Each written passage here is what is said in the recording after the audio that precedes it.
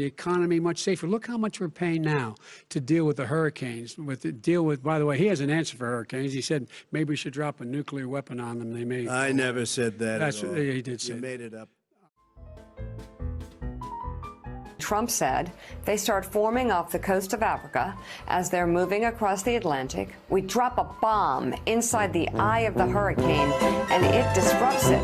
Why can't we do that? The briefer said, we'll look into that, sir. And they